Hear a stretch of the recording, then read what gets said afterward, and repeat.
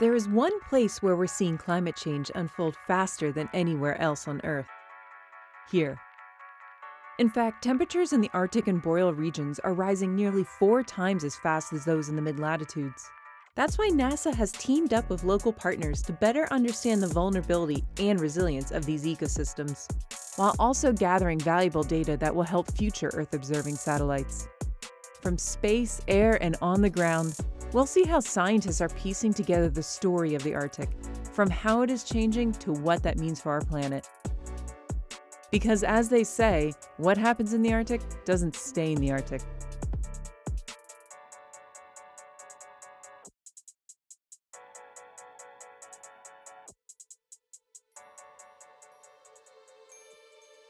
PPA is engaged. And we're radiating. One of the best ways to track how an environment is changing is to observe it from above. But where weather and vegetation can make it difficult to see the ground with the naked eye, specialized radar can pierce the clouds to give us a crystal clear look at the landscape. This special device, weighing nearly 1,000 pounds, collects data about soil moisture, vegetation, permafrost, and other environmental processes on the ground below.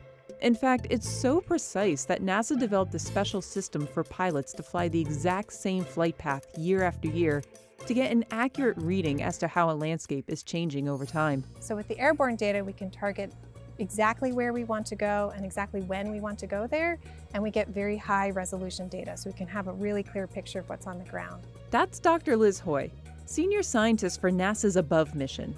ABOVE has spent the last 7 years studying environmental changes in the Arctic and Boreal regions. The mission uses satellite, airborne, and ground data to get a complete picture of what is unfolding in these ecosystems. So our satellite data gives us a very broad picture of what's happening all over the landscape. And then with our airborne data, we can target specific locations and times when we want to get imagery.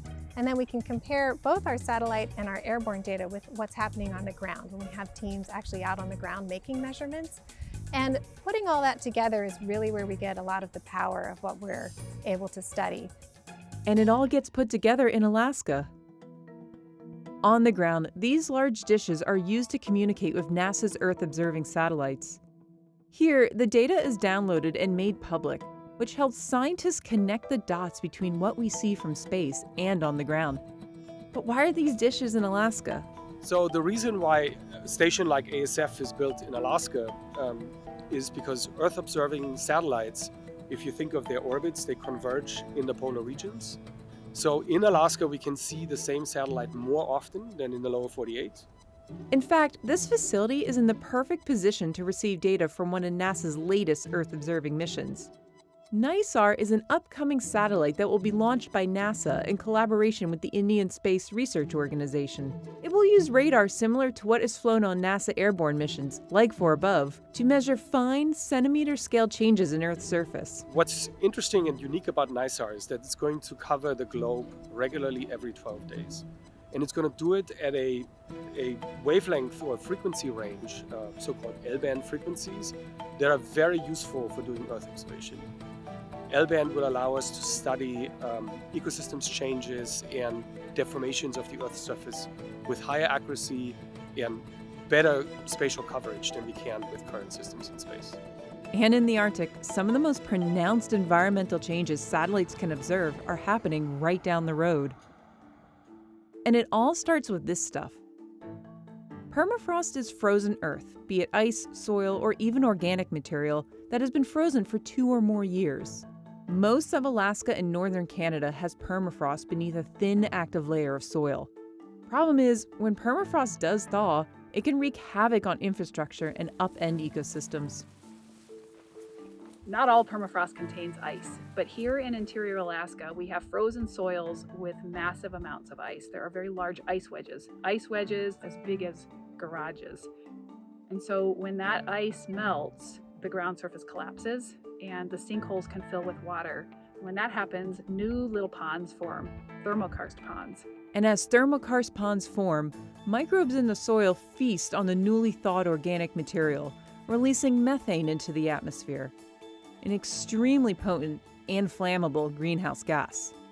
These newly formed thermokarst ponds give us an insight as to what is going to happen in the future. What we're seeing at this lake is that the emissions are 10 times higher than the rest of the lakes and wetlands in the Arctic. And it's being fueled by thawing permafrost. Scientists are working with Above and NASA's UAVSAR radar to study how these lakes are evolving as the climate continues to warm. But it's not just thawing permafrost that is reshaping the Arctic. It is also wildfire. In higher latitudes, forests are adapted to burn about once every century. But with warmer temperatures comes more fires. And why is this? Partially because of this stuff called duff, forest debris that slowly builds up on the forest floor, about 1 inch every 17 years. And because of the cold winters, it doesn't decompose. It doesn't have roots, so it's completely dependent on relative humidity for moisture. So it actually dries very rapidly in warm, dry conditions, like we often have here in the summer. Which means with warmer temperatures, duff becomes a potent fuel for fires.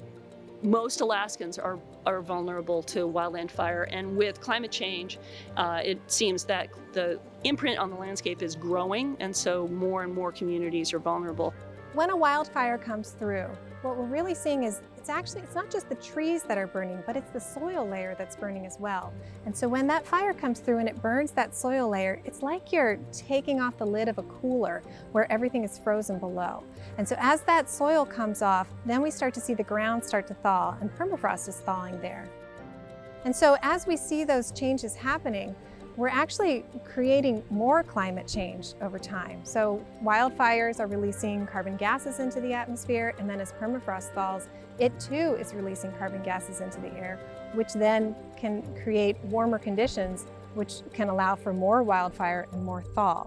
So you really see this cycle that continues up in boreal forests and Arctic areas over time. So the bad news is that as human-caused climate change continues to impact the Arctic and boreal landscapes, those living both near and far will continue to feel its effects. But the good news is that there is a team of dedicated scientists across a variety of disciplines that are working together to give us a complete picture of these ecosystems and how they are changing. Because this collective knowledge is key to understanding how we can lessen our impact.